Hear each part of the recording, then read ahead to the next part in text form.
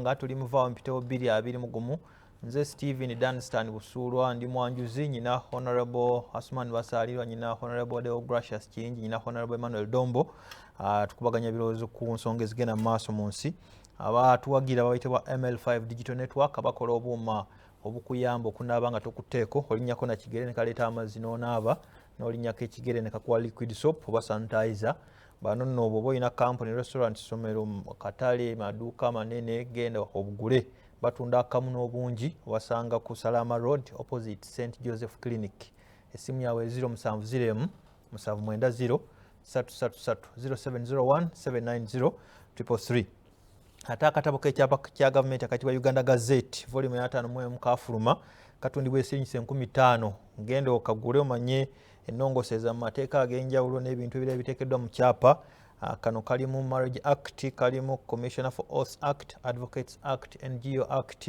n'amateeka amalala nga Mining Act okasangawa Entebbe ku Uganda Publishing and Printing Corporation gendayo Ekimathi Avenue mu Kampala ejinja ku Nile Gardens ojja basangayo n'Embarra opposite Law School ojja kubasangayo olw'ensonga eyo njagala kwebaza okuwuliriza ebyo.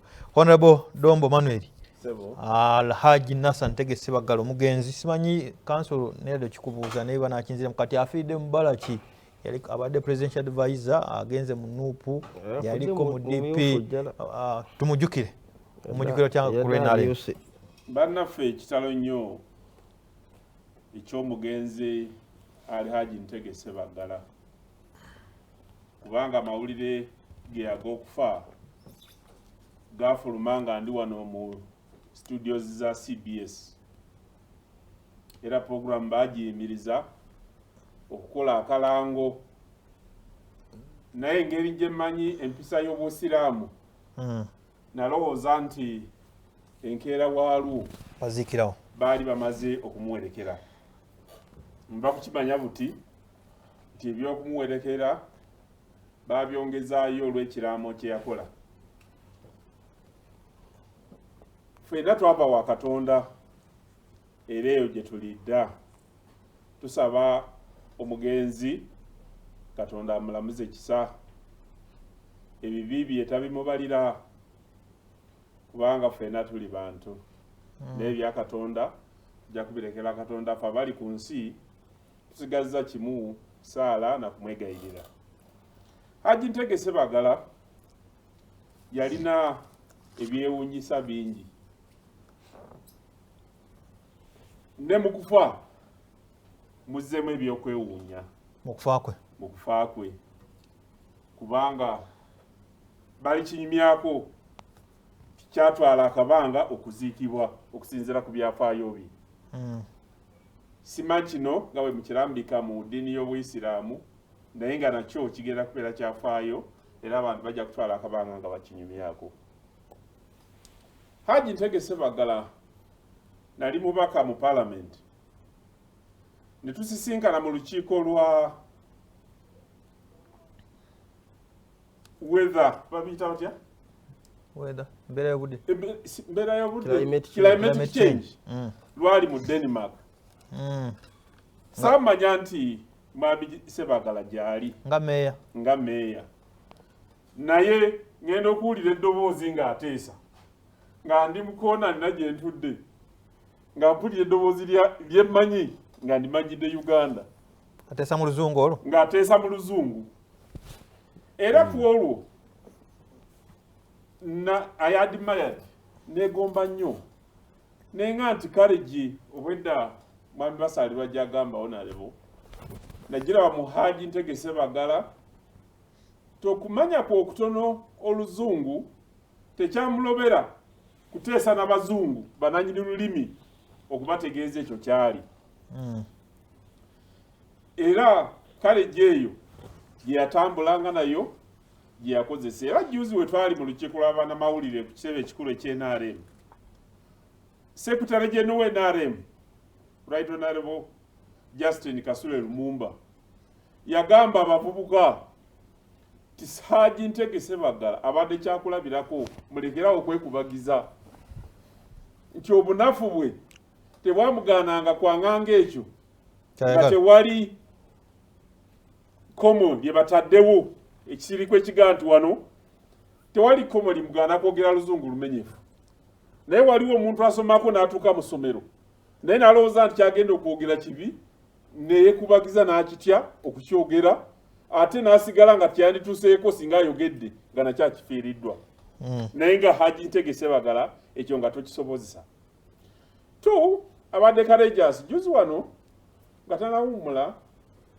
era nga tanalwala namulaba programs eziwera namulaba program emu ng'aliko ne Honorable Gambuuze yali program ya kiro nga ndi waffe mu kyalo e Butalejja naye ng'alaga obumalirivu nawa gy'alaga kakati mu myaka gye emyaka 72 wandiroozezza nti nuupu y'abavubuka ate bato naye baga nti gwolekera abato egunyuma olumu gwe gunyuma era ndowooza naye bw'ati bwe yalowooza n'aga nti nange kankube topi eya redi newankubadde olumu yatunulanga bali bweti ng'olaba teteredde ng'ez'abavubuka naye nga ye tatya kujambala kubanga alowooza nti kyekyaliwo kale abasigaddewo abavubuka bamanye nti okwewaayo osobola okutuuka ku ekyo ky'oluubirira era obunafu nga tewali kikukugira tebukugaana kwanganga ekyo ekiriwo singa opportunity ebezze kuba kati mu byafaayo bye mu Kampala mwe yali nga musoboze ku myaka 7 yagenza okugivaamu nga mu Kampala abadde meya ow'ekibuga Kampala tusaba Allah amuwe ekiwumulo eky'emirembe. Webali nnyo Honorable Emmanuel Dombo, Honorable Deogracious Kingi muna Democratic Party former member wa DP muno. Ssebo kulubusulwa neyanziza njagala okutwala omukisa guno okusookera ddala okusaasira abafamire ya Hajji Ssebagala, the Ssebagala family, abaana n'abazzukulu olw'okuviibwako omusajja oyo enjasa biggu. Hajji Ssebagala Seya abadde musajja w'amaanyi nnyo era njagala okutegeeza abatuwuliza n'abatulaba nti waliwo nze bye nalabira ku Hajji Ssebagala oyo ebitali bya bulijjo. Ekisooka, omusajja ono yali musajja omumalirivu ate nga muyiiya ng'era ayagala nnyo. Hajji Ssebagala yampa ekyokuyiga kimu nti omuntu bw'obanga olina ky'oluubirira ng'era okyagala ekintu ekyo Katonda atuuka n'akikuwa kasita oba ng'owulira nti ekyo ky'oyagala era olulimi lwo ne luba nga lukyogerako nti kino nkyagala otuuka ekiseera n'okifuna. Mu 1972 simanyi oba Hajji Basaali we yali azaaliddwa. Hajji Ssebagala oyo yali musajja munnakibuga wano mu Kampala. Mu biseera ebyo waliwo ssezaala waffe omugenzi Dr. Sebastian Kyewalyanga eka ku Masaka yali mmeeya w'e Masaka mu biseera ebyo 1972 yali mmeeya ku kibuga ky'e Masaka. Hajji Ssebagala agenda akwataganako ne muwala wa Dr. Kyewalyanga mu biseera ebyo ne babeera ba mukwano. Yamugamba ekigambo nti njagala mbeereko nga kitaawo. Kitegeera nti njagala nange nfuukeko nga kitaawo, nfuuke mmeeya. 1972 kugamba ekintu yajja n'ekirooto ekyo ng'akyagala kyava mu 72 era yakifuna. N'olwekyo omuntu ng'oliko ky'oyagala obudde bwe butuuka Katonda atuuka n'akikola ki n'akikuwa. Omusajja oyo kye nasinga okumwagalako smartness. Kugamba ng'avaayo n'olebera ddala mmeeya yennyini. Kugamba ebiseera ebisinga abadde tatera nnyo okwagala kuteekamu nnyo ttaayi eno, naye ng'abeera smart mu nnyambala yonna gy'aba ayambadde. Ng'avaayo waba n'otunula n'ogaa nti ye omusajja nga y'oyo yennyini.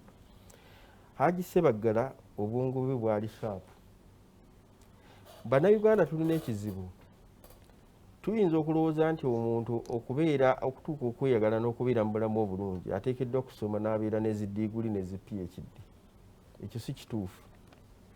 Ate eggwanga erinaakula tekitegeeza nti eggwanga linaabeerangawo nga likulira ku bantu abasomye.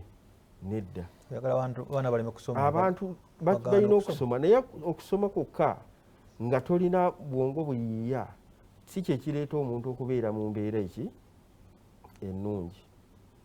Olwaleero tulaba zi supermarket nnyingi ezitambula eziri mu ggwanga wano, baggulawo eno ne baggulawo eri ezinene eziri awo.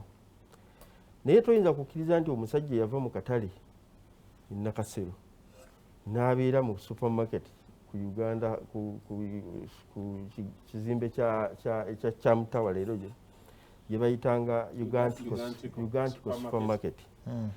Awo fwe twasookera okulaba kye bayita ne ku supermarket Ugantico supermarket. Oli ku Nkuruma Road ogendako mu Ugantico. Kugamba okubala nti omuntu yasobola okuyiiya ekintu ekyo mu kiseera ekyo, n'olaba nti ate olwaleero after so many years n'abalala batandise okuteekawo zi supermarket, olaba nti omusajja oyo yalina amagezi ag'enjawulo. Ng'aba ne simayiro yawo. Ng'abeera ne simayiro n'akola business. So business zisobola okuva mu bwongo bw'omuntu n'enkulaakulana ate n'okwagala n'okwewaayo. Bwe yafuna obwa Lord Mayor yali musajja nga kyayagala akimanyi. Bwe yali atuuka ogenda ku swearing in yadireyingamuko.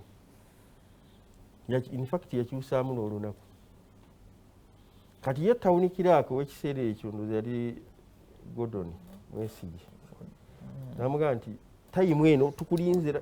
Namugamba nti temumpa pya kati nze Lord Mayor. Abuyinza nze mbulina. Nze nfuga gwe tawuni kiraaka. Olina gendera ku purogulaamu yange nga bwe nkola ki? Nga bwe njagala. So tojja kumbuguutanya. Nina okweteekateeka obulungi nzijja okuswearinga in kubanga kati ndi munene. Siri wa kupapisizibwa nga bw'okola ki? Nga gwe bw'olowooza. N'olwekyo omwami oyo yali musajja, abadde musajja atasangika. Era eggwanga tugenda kumusalu, tugenda mufiirwa nnyo era tumusuuriddwa nnyo. Naye ffe nga bannayuganda basigaddewo tufune ekyokuyiga ku ye. Abaana abato bafune episode z'omukulu ono, biography bamutegeere bulungi entambula gy'atambuddemu, basobole okwettanira ebyo ebisobola okukulaakulanya eggwanga Uganda. Okumanya nti eggwanga lisobola okubeerawo ne likulaakulana ku buli muntu yenna, ate buli muntu yenna ateekeddwa okuweebwa chance okwenyigira mu nkulaakulanya y'eggwanga. Olaba nti Hajji Ssebagala ye yasooka okukwata akaveera kana aka bbulaaka n'amugamba nti olina okuddayo n'akaveera. Tuganga yakimanyi nti omuntu ayinza kujja mu kibuga nga tandakaagabanyeemu kubanga ekibuga Kampala kyaffe ffenna. Kati asuubira ndi omuntu bw'aba azze mu kibuga okukola ati lisi yalizeeko n'akaveera eka, yali ategeeza nti wakiri kabeeremu omugaati, kabeeremu ne kapayinta k'amata. Kugamba Uganda buli muntu agisheeyalingeko, ekibuga buli muntu akyeyagaliremu. Yali musajja ayagaliza eggwanga n'ensi n'abantu baayo okuba nga tebali bulungi. Webale nnyo Honorable Kiyingi. Alan Sebandeke ali ku Twitter agambye Honorable Dombo mumbuulize lwaki NRM ekyakalambire ku ky'okuba enkuŋŋaana ate nga bibiina ebirala balemesebwa gavumenti yammwe yakubuuziza. Webale nnyo ajja kuddamu. Ono n'agamba Honorable Basaalirwa mwetegesse mutya ku nsonga y'okukuuma akalulu. Oscar Kalungu bw'ati bw'agambye. Muhumuza Patrick yebaza Sally George William ku St Mary's ekitende n'aga thank you. Sekamate Naswiri MP to Bimbara State South agambye bali watching loud and clear ne mwampita Kawuju mu meme kansoke nkoleyo soke nveke eno katono oluvanyuma nkomewo mu katundu kafa kagenda okusembayo mu tujja okusibulira tovaawo maaso ku ggwanga vaawo mpitewo BBS Telefine.